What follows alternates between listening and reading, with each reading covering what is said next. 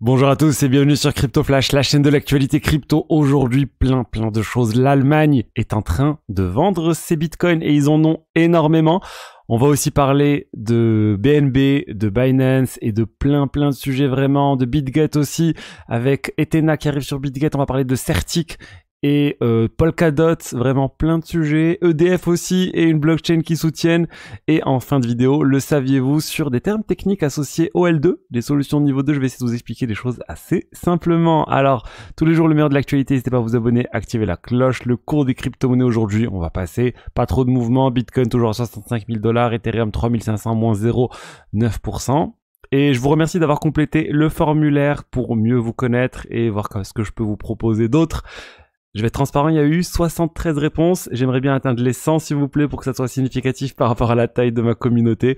Donc si vous pouvez prendre une minute et y répondre, ça ferait vraiment plaisir. Le lien est dans la description.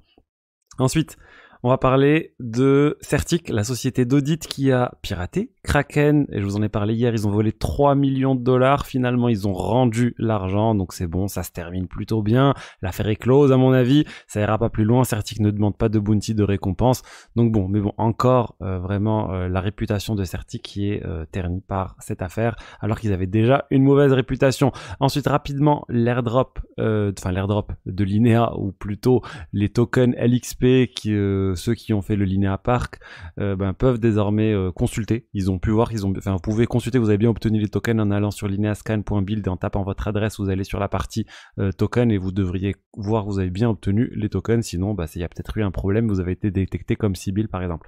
Bref, parlons de Ethena et de leur stablecoin, l'USDE, qui est en train de faire son arrivée sur plein d'exchanges différents. On avait parlé de Bybit il y a pas longtemps, là Ethena débarque sur BitGet, et pas juste pour acheter et vendre Ethena, mais il débarque en tant que collatéral sur les produits dérivés et aussi sur leurs produits Earn. Donc en fait, l'USDE, qui est ce stablecoin qui génère du rendement, vous pouvez obtenir du rendement grâce à l'USDE sur un stablecoin, alors que c'est quelque chose que vous pouvez pas avoir sur l'USDT par exemple ou sur l'USDC nativement. Ethena permet de faire ça en partageant en fait les revenus associés au collatéral de l'USDE. D'ailleurs, il y a beaucoup d'Ethers qui sont stakés, il y a une stratégie de trading associée. Donc ça arrive sur BitGet, ça va se déployer je pense sur plein de blockchains et plutôt d'exchanges. Ils sont en train de lancer leur Ethena Chain aussi, donc une blockchain qui ne sera pas basée sur, qui va être basée sur de restaking, mais pas sur Eigenlayer, ça va être basé sur Symbiotic. Faudra que j'en parle de Symbiotic, mais c'est vraiment encore autre chose. Bref, du coup, une bonne nouvelle pour Ethena et leur token ENA. Ensuite, la BNB Chain vient d'activer son hard fork. Le hard fork BEP 336, c'est quoi ce hard fork? C'est quasiment la même chose que ce qu'on a pu voir sur Ethereum dernièrement avec le IP 4844 qui introduit ses blobs et qui a fait que les frais de transaction sont très faibles pour les solutions de niveau 2 sur Ethereum. Maintenant, BNB va faire pareil. Ils ont aussi une solution de niveau 2, BNB Chain, notamment l'OP-BNB, donc basé sur la technologie Optimism, et eux aussi ça va réduire de 90% les frais de transaction pour les solutions de niveau 2, donc très bonne nouvelle pour le BNB. Et autre bonne nouvelle pour le BNB, Binance vient d'annoncer qu'ils vont lancer des airdrops pour les détenteurs de tokens BNB sur la plateforme, ceux qui ont sur la partie Earn. Je vous en ai déjà parlé, j'ai fait une vidéo dédiée sur Binance si vous voulez savoir comment générer des trucs sur Earn, enfin des rendements sur Earn, j'ai toute une vidéo sur le sujet.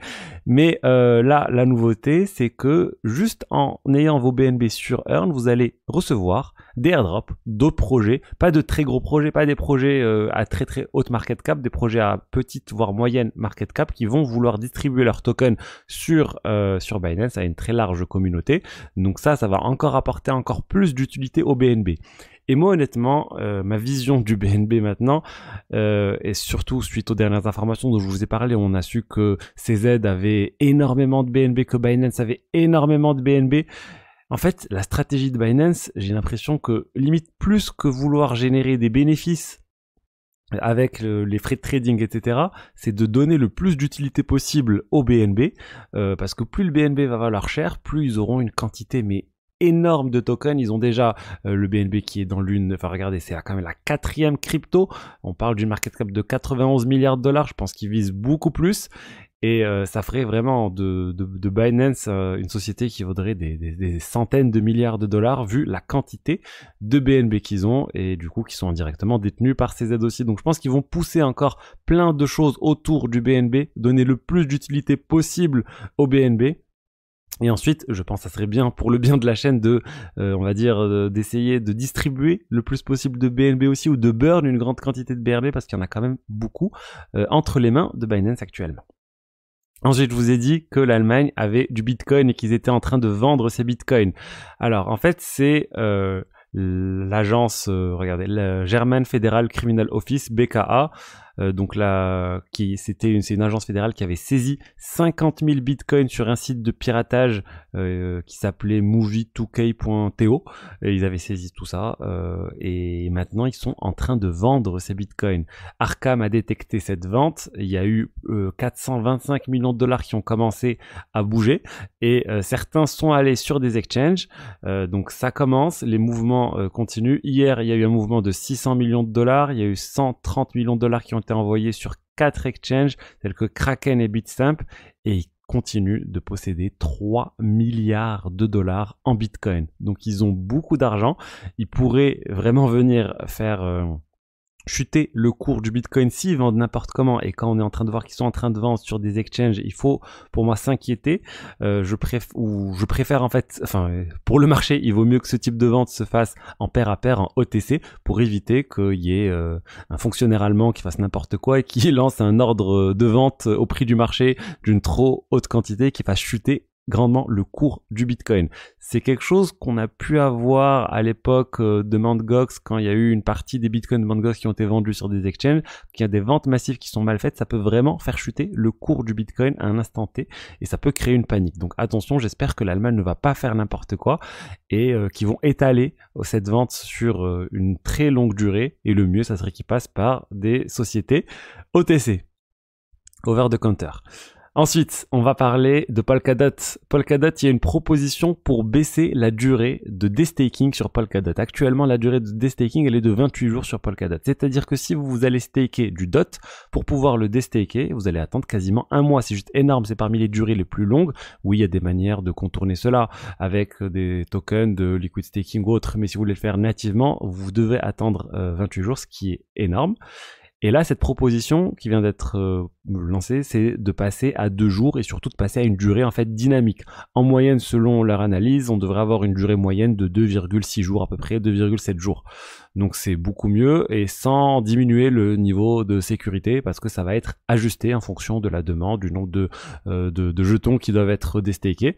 Donc c'est une bonne chose, je pense, parce que ça va entraîner encore un plus fort taux de tokens à staker parce que les gens n'auront pas cette contrainte de se dire bah je vais staker mais je vais être bloqué sans pouvoir vendre. On rappelle, il y a plein de protocoles qui ont ce type de choses. D'ailleurs, un autre protocole qui a une limite très élevée, c'est Eigenlayer. Quand vous stockez les tokens Eigen, vous devez attendre plus de 20 jours pour les destaker. Mais c'est quand même mieux de les staker en prévision d'autres airdrops. Alors, ensuite, on va parler de Layer 0. Layer 0, ce protocole qui a fait son airdrop, qui a fait beaucoup de buzz, ils ont essayé beaucoup de bruit parce qu'ils ont essayé de faire la chasse aux sorcières, la chasse aux Sibyl, ceux qui ont plusieurs comptes. Et ben là, la dernière chose qu'ils ont ajouté au dernier moment, c'est que quand vous voulez obtenir les tokens Z0, donc les tokens de Layer 0, vous devez payer 10 centimes de dollars par token Z0. Vous devez payer ça, c'est un sorte de don, vous pouvez même payer plus. C'est un don pour notamment la communauté des développeurs Ethereum, le protocole Guild qui permet de soutenir les développeurs Ethereum, mais c'est bien qu'ils aient fait ça, mais bon, forcément tout ça et l'annoncer au dernier moment, c'est comme s'il faisait baisser le prix du token Z0 de 0,10 centimes en fait. Parce qu'il y a cette taxe qui est introduite et qui est vraiment pas une bonne chose de venir comme ça le faire de manière forcée. Il y a d'autres projets qui ont donné de l'argent à la protocole Guild de manière plus simple. Par exemple, Etherfi, ils ont donné 1% de toute la supply à la protocole Guild et du coup, il n'y a pas eu d'impact pour les utilisateurs. C'est quelque chose qui va être distribué linéairement pendant 4 ans, donc ça n'a pas non plus d'impact sur le prix et ça permet de soutenir les développeurs Ethereum. qui permettent en fait ensuite à plein de projets de venir copier aussi ce qui se fait sur Ethereum. Regardez, je vous ai parlé là dans la vidéo juste avant de la BNB Chain qui vient d'activer une fonctionnalité qui a été développée initialement sur Ethereum. Donc c'est vraiment pour le bien de tous qu'il faut soutenir cette innovation bon, mais juste la manière dont ça a été fait, je trouve que ça pas top. Ensuite, je vous ai dit, on va parler de solutions de niveau 2. Les L2, on en parle beaucoup. Il y a plein de termes français. Je sais pas, c'est quoi le terme officiel français? On n'a pas encore Larousse, je crois, qui a inclus les solutions de niveau 2 dans le dictionnaire. Il y a certains qui disent les solutions de niveau 2, les couches de niveau 2. Bref, les L2. La référence pour les L2 comme site, c'est l2bit.com. Très très bon pour avoir une vision des solutions de niveau 2 sur Ethereum. Vous avez voilà par TVL, donc combien d'argent est stocké dans les diverses solutions de niveau 2, Arbitrum première place, Base deuxième place, et vous avez dans le type de ces solutions de niveau 2 plusieurs types qui existent. Les plus courantes, les plus anciennes, c'est les Optimistic Rollup. Vous pouvez voir ici d'ailleurs le top 4, c'est des Optimistic Rollup. Ensuite on a les ZK Rollup qui sont en train d'arriver et elles sont meilleures, on va dire, parce que d'un point de vue retrait, c'est beaucoup plus rapide pour pouvoir retirer, avoir une finalité des transactions. Et je pense que petit à petit, la plupart des solutions vont se transformer en ZK Rollup. Mais ensuite, on a certains qui sont un peu moins connus, tels que, regardez, les Optimium et les Validium. Et c'est là, en fait, ce que je voulais vous expliquer aujourd'hui. Les Optimistic et les ZK Rollup, comment ça se passe? Les transactions sont faites sur une blockchain de niveau 2, Arbitrum Base, etc. Ensuite, il y a une sorte de condensé des transactions qui est posté sur la blockchain Ethereum. Et n'importe qui peut venir consulter que les diverses transactions réalisées sur les solutions de niveau 2 ont bien eu lieu, et ça permet en fait d'une certaine manière d'hériter de la sécurité de Ethereum sur ces diverses solutions de niveau 2. Mais il y a d'autres solutions telles que Validium et Optimium où en fait les données, je vous ai dit, sont stockées sur Ethereum. Là, elles ne sont pas stockées sur Ethereum sur les Optimium et les Validium, elles sont stockées autre part. Donc c'est l'endroit où sont stockées les données qui change. Et ça pose problème, ça peut poser problème parce que vous vous mettez à faire confiance en fait à une entité tiers qui va stocker ces données. Par exemple, on peut avoir des données qui vont être stockées sur Celestia, on peut avoir des données qui vont être stockées sur Polygon ou sur autre chose. Et en fait, ça permet d'avoir des frais de transaction beaucoup plus faibles parce que les frais de stockage sont moins importants que sur Ethereum. Et c'est ça la principale différence. Alors on dirait, c'est quoi maintenant la différence entre Optimium et Validium? Eh ben, Optimium, c'est ce qui utilise, on va dire, la technologie similaire à Optimistic Rollup, et Validium, c'est ce qui utilise la technologie des ZK Rollup, la technologie Zero Knowledge, avec on va dire, un temps de finalité beaucoup plus rapide. Sur Optimism, si vous voulez faire un retrait via les bridges officiels, il faut attendre 7 jours par exemple, alors que sur les ZK, c'est beaucoup plus court, inférieur à 1 jour, et ça devrait même passer inférieur à 1 heure, voire beaucoup plus beaucoup moins après.